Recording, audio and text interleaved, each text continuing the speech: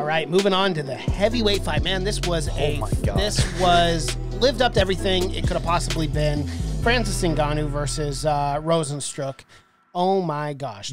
Jairzinho Rosenstruck. Remember before the fight, we just kept on saying, man, I just hope this doesn't turn into a Derek Lewis. This is going to be a Derek Lewis. It's not, dude. Francis Ngannou is past that in his life, and he showed you. Oh my God. 20 seconds is all this fight took. Oh my God. Dude, that was like... What I feel a like knockout. that's how long we got to talk about is 20 seconds. 20 seconds. Well, just right away, guns a-blazing, and both of them are throwing wild strikes. Wild. Well, Jairzinho started with that leg kick, a pretty vicious leg kick also. But then the second Francis started, it was just... It was the weirdest, like... Well, and Rosenstruck was just over committing on his punches, and he just couldn't move Ngannou backwards took advantage. fast enough. Yeah, he took it. Yeah, took advantage of it, and then he just hit him with that. He's got forearms that are probably 6 feet fucking long, dude. Yeah. Dude, he hit him from so far away, and he hit him with the least amount of technique I've ever seen a punch thrown, and still knocked him out. And he still knocked him out with the one fucking punch, has. dude. Oh my God, that was insane. Like I said in our last episode podcast, when I heard that this man hits like a fucking sedan hitting a brick wall, a sledgehammer overhead, I laughed. I was like, this is some PR bullshit. No, he does. This man can legit kill a normal human being if he hits him hard enough, I think. Damn. Like, if he punched me in the fucking jaw, I don't think I'm surviving that, dude.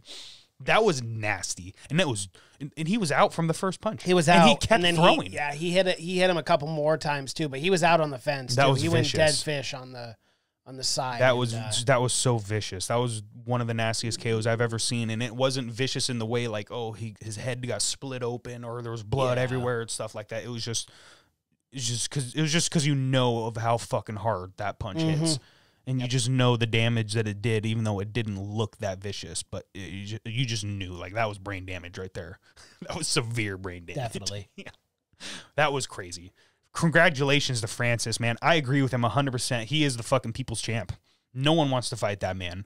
Absolutely nobody. So, should we just talk about that real quick, about what DC had to say after the fact? DC said if Stipe gets stripped of the title, he will fight Francis. That came out news, I believe, Sunday night or tonight, Monday. So, that's DC, my man. Just wait for that Stipe fight. Yeah, I don't want to see it. I don't want to see it, man. I love and respect DC again. Like, he is one of my favorite fighters of all time. I think he's done a lot for the sport. He's done a lot for wrestling, and like, I know he gives back to the community and stuff a lot. But at this point in your career, you're 41, 42 years old. You don't have to take this guy on. No. Wait for Stipe, take that fight, and then retire. Yes. You've done enough in the sport. You don't need to fight Ngannou. And it's not that I'm saying that he couldn't do the same thing that Stipe did to Ngannou and just out-wrestle him and submit him in the third or fourth, because I really think DC has the capability of doing that. I just don't want even the slightest chance of DC getting knocked out the way that we've seen Alistair Overeem been knocked out, the way Rosenstruck has been knocked out. Like, when Francis Ngannou hits you, you are on another planet. You're in another dimension. And like, that's the issue, man. That's the issue. It's like, I don't want to see that for DC. Yeah. I mean, what are your thoughts on that? I agree 100,000% with everything you just said. I don't want to see that for DC.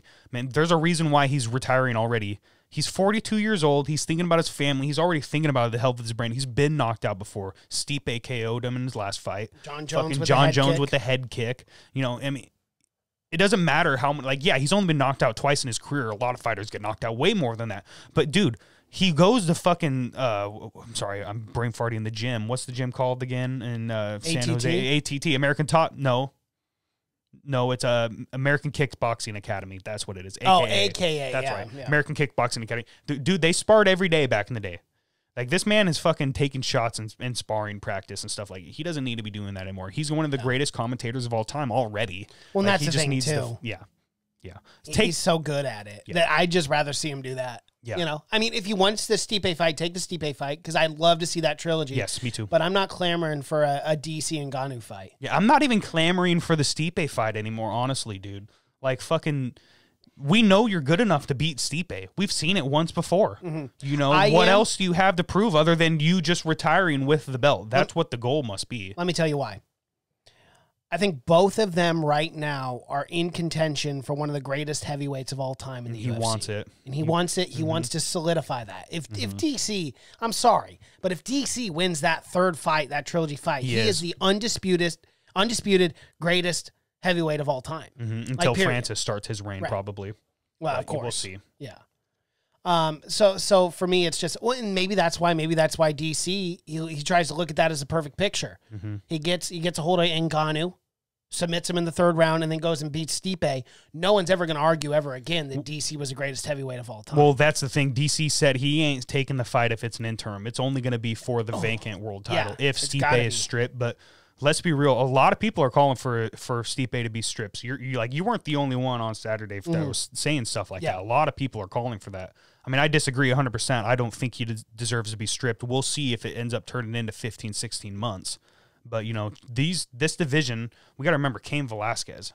Cain Velasquez fucking was out 17 or 18 months. They did an interim belt. They didn't strip him of the title. So well, they probably should have. I think in this new business model now with ESPN and everything, like they don't have the time, they don't have the money, they don't have the resources to just sit around and let champions be champions without defending your belt. Yeah. Well, I think if you're a champ, bare minimum, you should at least fight twice a year. The thing is the huge asterisk of the coronavirus and the shutdown and all that. Like this man doesn't even have a home gym.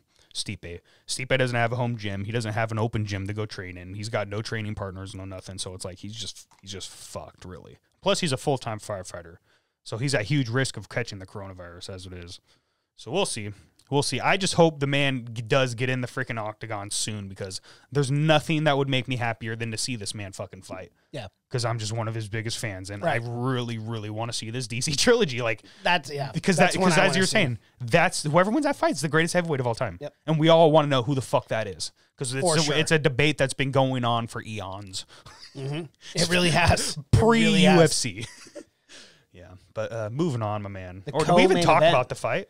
We talked about the fight. Francis Ngannou and the Jairzinho Rozenstruik. We talked about that. We originally, and I am kicking myself in the teeth for this over and over, but we both had initially first round KOs, and then I was like, you know what? I don't want to make it the same. I'm going to go second round. They're going to feel each other out. Well, there was no feeling out. No, there was no. He felt it. Seconds. He felt it. Yeah.